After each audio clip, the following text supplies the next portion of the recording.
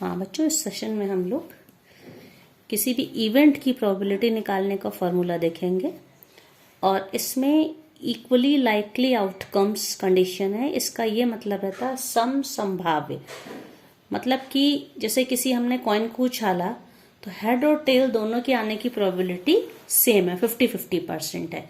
ऐसा नहीं है कि 4 बार उछाले तो 3 बार अगर हेड आए और सिर्फ 1 बार टेल आए, तो इसको हम इक्वली लाइकली नहीं कहें। मतलब हर इवेंट के आने की पॉसिबिलिटी इक्वल है, तो इक्वली लाइकली आउटकम्स जिनको हम कहते हैं।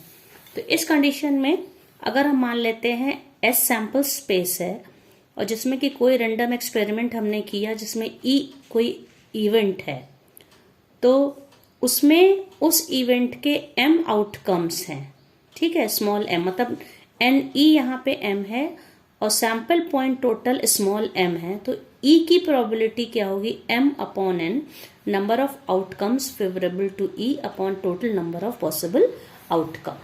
जिसको हम लोग एग्जाम्पल से अभी हम लेते हैं। Suppose a die is rolled, किसी हमने पासे को फेंका उसमें, तो इसमें सैंपल स्पेस में क्या कितने पॉइंट्स होंगे बच्चों, इसमें 1 2 6 नंबर होते हैं, 3 4 5 एंड 6। अब मान लीजिए हमारी कोई ए इवेंट है गेटिंग एन ऑड नंबर, तो इसमें से ऑड नंबर्स कौन से हो जाएंगे, 1 3 एंड 5, ठीक है। अब इसके लिए ऑड नंबर्स में से यहां पे एन ए क्या होगा, एन ए क्या हो जाएगा 3, ठीक है। सैंपल स्पेस में कितने सैंपल पॉइंट है, मतलब एन एस है 6। तो हमारी इस बात की probability getting an odd number की probability that is P A क्या होगी बच्चों, n A upon N S, that is 3 out of 6, जो कि सॉल्व करने पे क्या आ जाएगा 1/2। इसी तरह से एक हम लोगों ने दूसरी इवेंट ले ली है getting a number more than 2। So when a die is rolled getting a number more than 2, 2 से बड़े नंबर्स कौन कौन से हो सकते हैं, 3 4 5 एंड 6। तो इससे हमें इसका नंबर क्या मिलेगा, एन बी क्या होगा, टोटल नंबर 4 1 2 3 4। तो इसकी probability getting a number more than 2 की प्रोबेबिलिटी क्या हो जाएगी, N B upon N S, तो ये क्या हो जाएगी 4/6, दैट इज 2/3। इस तरह से हम लोग इक्वली लाइकली आउटकम्स के लिए या संभाव्य घटनाओं के लिए हम लोग प्रोबेबिलिटी को इस फॉर्मूले से निकालते हैं, जो मुझे लगता है ऑलरेडी आप लोगों ने क्लास 10th में पढ़ा होगा। अब इसके बाद एक और है probability of the event A और बी। ए और बी का क्या मतलब होता है, इसको ए और बी को हम लोग, क्योंकि सर थ्योरी में भी इसी तरह का पढ़ चुके हैं, उसको ए और बी बोले या ए यूनियन बी बोले।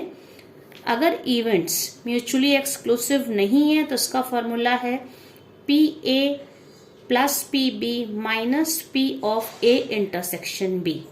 और अगर म्यूचुअली एक्सक्लूसिव इवेंट्स हैं तो ये आपको पता ही है, एक्सक्लूसिव इवेंट्स में ये वाला portion P of A intersection B एक एम्प्टी सेट हो जाएगा।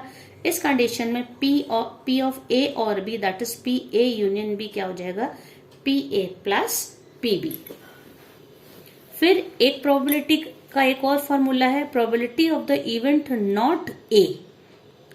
नॉट ए का मतलब है कि कोई भी इवेंट है उसके होने की प्रोबेबिलिटी अगर कुछ है तो उसके ना होने की प्रोबेबिलिटी ये क्या हो जाती है, जिसको ए डैश से हम लोग डिनोट करते हैं, नॉट ए, ये हो जाती है 1 minus P A.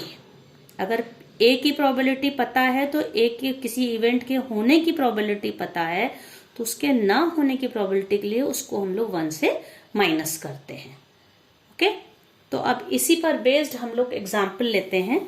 In an experiment tossing a coin twice the samples, इसमें हम लोग को सैंपल स्पेस निकालना है।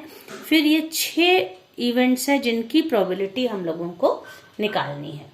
तो सबसे पहले देखिए सैंपल स्पेस क्या होगा। अगर हम किसी कॉइन को 2 बार टॉस करें, तो पहली बार हेड आया, दूसरी बार हेड आ सकता है। पहली बार हेड आया, मान लीजिए दूसरी बार टेल आ गया, या ये हो सकता है फर्स्ट थ्रो पे टेल आए, सेकंड थ्रो पे हेड आए, या दोनों थ्रो पे टेल आए, ठीक है। ये सैंपल स्पेस है तो सैंपल पॉइंट्स टोटल कितने हो जाएंगे 4। अब इसमें देखिए डिफरेंट केसेस हम सबकी अलग अलग प्रोबेबिलिटी निकालेंगे। नो हेड्स, तो फर्स्ट के लिए नो हेड्स से मान लीजिए इसको हम लोगों ने ए मान लिया, इवेंट ए है नो हेड्स। तो नो हेड्स का मतलब कौन कौन से होंगे जिसमें हेड हो ही ना, वो कौन सी हो जाएगी, ओनली टी टी। तो P ऑफ नो हेड्स या P ऑफ A क्या हो जाएगा, यहां पे एक सैंपल पॉइंट है, यहां पर नंबर N ऑफ A 1 है, N ऑफ S 4 है, तो क्या हो जाएगा N of A upon N of S that is 1/4। ये फर्स्ट का आंसर आ गया बच्चों। इसी तरह से सेकंड वाले में क्या हो जाएगा, एग्जैक्टली 1 हेड।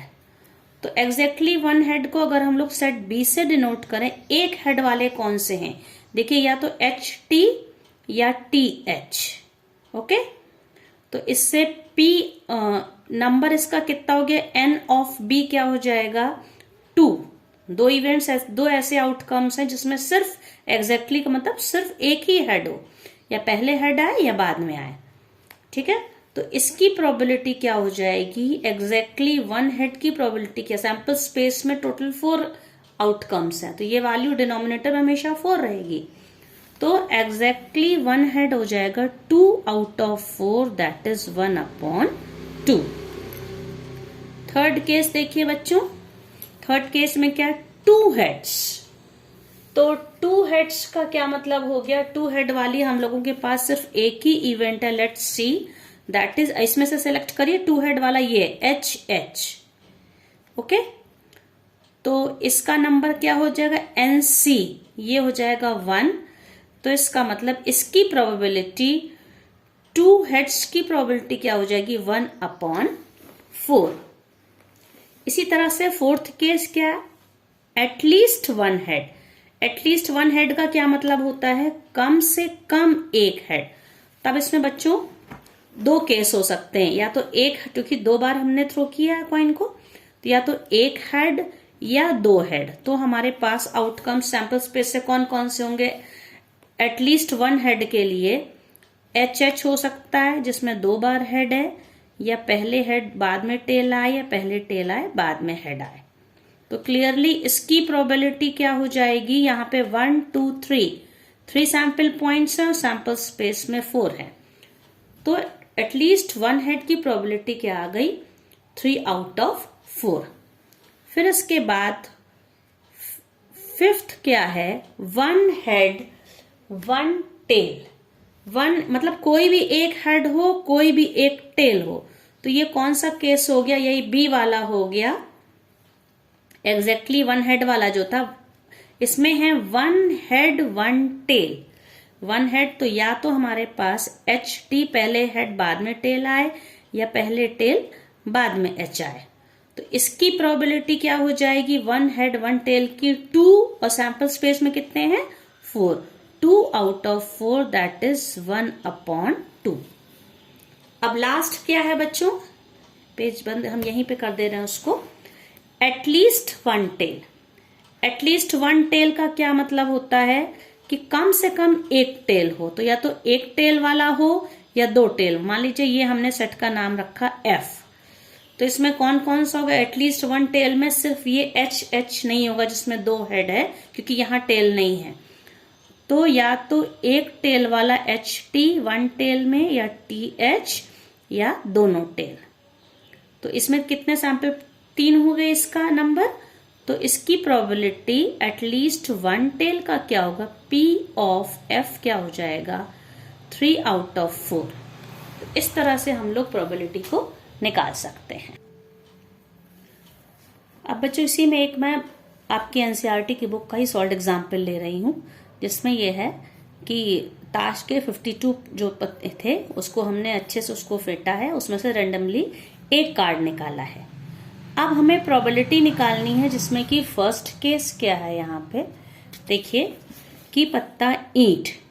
ईंट किसको कहते हैं हम लोग, ईंट का मतलब है डायमंड का। ठीक है, डायमंड का। तो देखिए 52 में से 4 तरह के कार्ड्स होते हैं। डायमंड मतलब ईंट, हार्ट मतलब पान, क्लब जैसे चिड़ी कहते हैं, स्पेड मतलब की हुको। तो 13 के 4 सेट होते हैं। तो 13 हमारे पास ईंट मतलब डायमंड के 13 पत्ते होते हैं। तो ईंट या डायमंड होने की probability 13 out of 52, that is 1/4। Second part है पत्ता इक्का नॉट एस, इक्का नहीं है, इक्का है कितने होते हैं, इक्का या एस कितने होते हैं, 4। तो मान लेते इक्का होने की प्रोबेबिलिटी को अगर हम लोग बी माने तो पी ऑफ बी क्या होगा, 4 आउट ऑफ 52। और not S, not N S, not N S P B dash क्या होगा, अभी हमने बताया था इवेंट के ना होने के लिए 1 माइनस पी बी। तो 1 माइनस और 4 आउट ऑफ 52 क्या है, इसकी एस होने की probability. So 1 minus 1/13 that is 12/13। Third event है कि वो जो रेंडमली सेलेक्टेड कार्ड है वो ब्लैक कलर का है। तो ब्लैक कलर में हमारे पास 2 ऑप्शन होते हैं, या तो स्पेड होगा या वो क्लब होगा। तो 13 होते हैं, मतलब 13 spade and 13 club, total 26 black cards होते हैं। तो ब्लैक कार्ड होने की प्रोबेबिलिटी हो गई 26 आउट ऑफ 52। ठीक है। फिर फोर्थ है पत्ता ईंट का नहीं है, मतलब कि ये डायमंड नहीं है। तो डायमंड होने की प्रोबेबिलिटी क्या थी, 1/4 थी, जो हम लोगों ने पहले ही निकाली है। देखिए तो डायमंड ना होने की प्रोबेबिलिटी क्या होगी, 1 minus P A, that is 1 minus 1/4। तो ये देखिए क्या हो जाएगा, 3 आउट ऑफ 3/4। फिर लास्ट था कि जो निकाला गया पत्ता है it is not black coloured, काले रंग का नहीं है। तो काले रंग का होने की, ब्लैक कलर होने की प्रोबेबिलिटी हम लोग ऑलरेडी 1/2 निकाल चुके हैं। ठीक है, तो 1 माइनस 1/2 दैट इज अगेन 1/2।